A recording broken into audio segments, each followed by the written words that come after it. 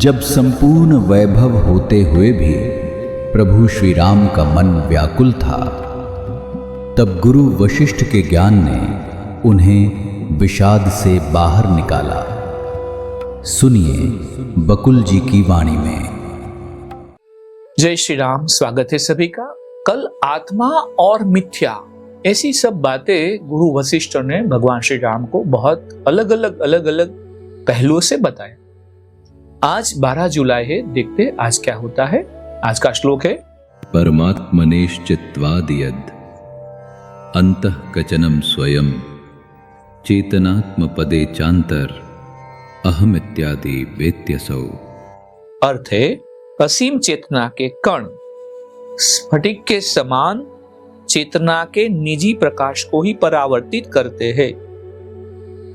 यह प्रकाश सभी पारमाणविक कणों के मिश्रण में विराजमान रहता है और इसके परिणाम स्वरूप वे जो कण हैं वो स्वचेतना अर्जित कर लेते हैं और सोचने लगते हैं कि मैं हूं। वशिष्ठ ने आगे कहा, हे राम, असीम चेतना लाल मिर्च की तिक्तता से समय तथा स्थान की भिन्नता होते हुए भी अवगत रहती है। इससे अहम भाव बढ़ता है। असीम चेतना नमक के स्वाद से भी समय तथा स्थान की भिन्नता होते हुए भी अवगत होती है।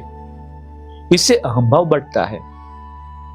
गन्ने की मिठास से भी असीम चेतना अवगत होती है। इस प्रकार प्रत्येक विशिष्ट गुण के प्रति इसमें जागरूकता रहती है। इसी प्रकार असीम चेतना सर्वव्यापी होने के कारण शिला, पर्वत, वृक्ष, जल और आकाश की प्रकृति से अवगत होती है तथा स्वचेतना या अपनी पृथक सत्ता से भी अवगत होती है। इस प्रकार चेतना में होने वाला पारमाणविक अणुओं का मिश्रण देखने में दीवार का काम करता है और मैं और तुम का विभेद उत्पन्न करता है, और तब ये उसके पदार्थ के रूप में उससे बाहर होते हैं। वस्तुतः ये सभी है तो चेतना में होने वाले परावर्तन ही जो आत्मा के अंदर सजग हो उठते हैं और जिन्हें चेतना अपना व्यक्तित्व प्रदान कर देती है। चेतना अपना आस्वाद ग्रहण करती है। यह सजगता भी चेतना से भिन्न नहीं होती और अहम भाव आदि प्रत्यक्ष रूप से जगाने के अतिरिक्त कुछ नहीं करती। असीम चेतना के कण चेतना के निजी प्रकाश को ही परावर्तित करता है। यह प्रकाश सभी पारमाणविक कणों के मिश्रण में विराजमान रहता है और इसके परिणाम स्वरूप वे स्वचेतना अर्जित कर लेते हैं और सोचने लगते हैं कि ये मैं हूं। वास्तव में उन सभी मिश्रणों में आंतरिक सजगता असीम चेतना से भिन्न नहीं। इनमें कर्ता और कर्म का संबंध भी नहीं होता, अतः एक को दूसरे का बोध नहीं होता और न एक दूसरे में कोई परिवर्तन या बदलाव ही लाता है। हे राम, मैंने ऊपर जो कहा है वह तुम्हें समझाने के लिए शब्दों का खेल भर है। वस्तुतः न कोई पदार्थ है, न मैं है, न संसार है और न परमाणविक अणुओं का मिश्रण ही, न मन ही है, न ज्ञान का कोई विषय है और न सांसारिक भ्रांति। जिस प्रकार जल में अपने व्यक्तित्व से भंवर का रूप धारण कर लेता है, वैसे ही चेतना अपने व्यक्तित्व से अपने में ही मैं का रूप धारण कर लेती है।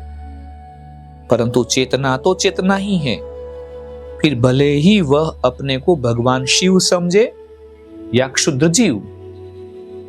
मैं, तुम, भौतिक पदार्थ आदि सभी अज्ञानी व्यक्ति की संतुष्टि की उपज होते हैं।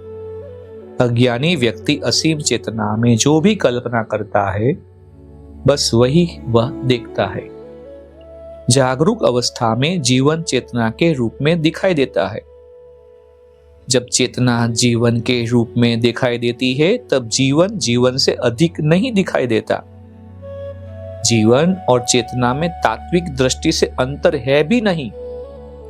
इसी प्रकार व्यक्ति का मतलब है जीव और ब्रह्मांडीय सत्ता मतलब शिव में भी तात्विक भेद नहीं।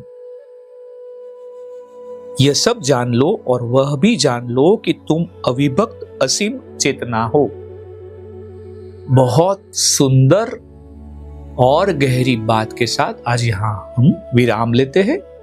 कल देखते हैं क्या होता है। जय श्री राम।